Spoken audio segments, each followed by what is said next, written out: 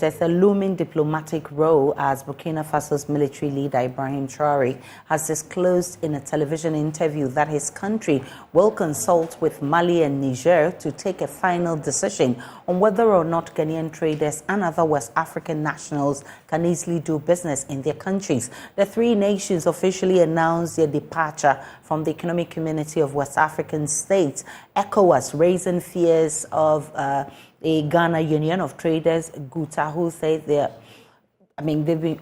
members who import vegetables and other livestock from Mali, Burkina Faso, and Niger will be affected. Meanwhile, responding to what the fate of traders who import from the Sahel will turn out to be, Ibrahim Traoré says a final determination will be made on the matter.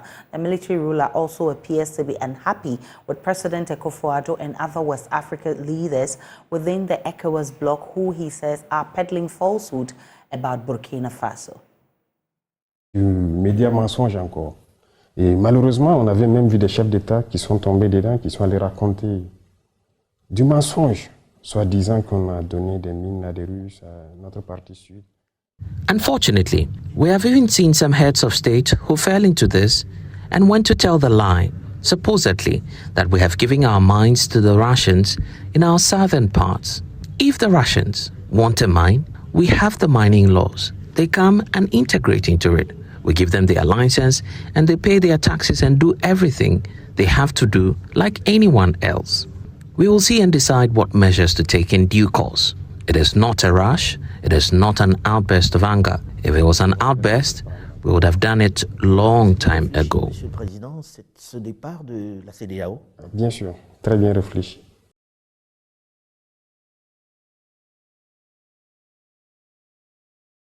I've been joined by the Dean of the Ghana Armed Forces Command and Staff College, Professor Vladimir Chidanso, on this. I'm grateful for your time, Prof. So should we be worried about this statement from the Burkina president?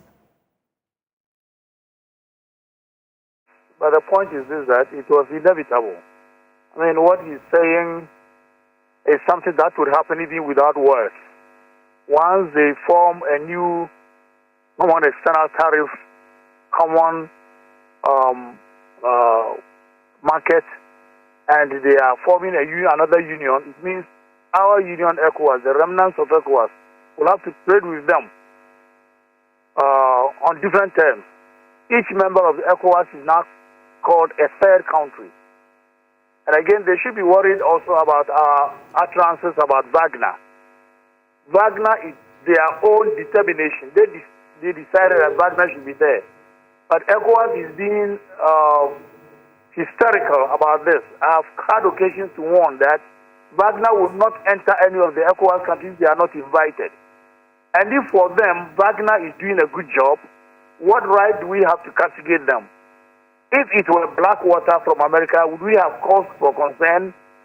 The G5, they were supported by French Legion. Did we complain? The G5 was supported also by contingents from Germany and other countries. Did we complain? And then let us also note that the PMCs, they are everywhere. Most countries have them. Britain has the biggest PMC in the world of over 700,000 men and women. That's a whole kind of army. It's bigger than Ghana's army 10 times, bigger than Nigerian army, bigger than any army. And they are also doing such things in other countries. It looks as though the three countries are feeling that we are being pushed by the U.S. and or the West to derail their determination to get out of ECOWAS, their determination to get out of the yoke of France. So we also need to be very careful with our utterances. I know that our president and the rest of West Africa are worried about Wagner's presence in Burkina and other places. But let me tell you, they are enjoying the presence of Wagner, so we have no legal right to accuse them. Mali has been able to push the jihadists all the way to the borders with Algeria. So why wouldn't they be happy with Wagner, even though MINUSMA of over 10,000 UN troops couldn't do much, and French troops couldn't do much? So what I will promise, what I will think is the promise, should be ECOWAS dexterity and diplomacy to bring them back. any threats or intimidation or any unsavory remarks about what they are doing will keep them more away. And remember, the land mass of ECOWAS, which is going away from ECOWAS, is about 70% of the total land mass of West Africa. And we should be very much concerned. What's in it for Ghana, especially as the Burkinabe president specifically mentions our president, who is also the president of ECOWAS? Yes, you should be worried because here is a prominent person, and this is not the first time our president has expressed worry about Wagner's presence in Burkina. It nearly ended in a diplomatic row, I think, last year or so. So I'm saying we should go slow. They have taken their decision already. If it is going to be detrimental to Africa or West Africa, what we need to do is to use diplomacy. I've spoken on a number of stations and I've pleaded with ECOWAS to use track 2 diplomacy. They shouldn't send our heads of state, the Makisas, the Ouattaras, the Kufuados. No. They should talk to these people using track 2 diplomacy, where you use prominent persons like Beho, like Chambers, and others. They will listen to such persons. And again, we shouldn't lament what they are doing. If they are right, they felt bad under the French yoke, they felt bad under ECOWAS, and even they didn't remain in the UEMOA. Remember that they have a common security threat, and that's why they put their alliance together. And we should either encourage them to be viable. When they are viable, we can still trade with them. It's a union within Africa. Or if we won't encourage them, we should persuade them to come back.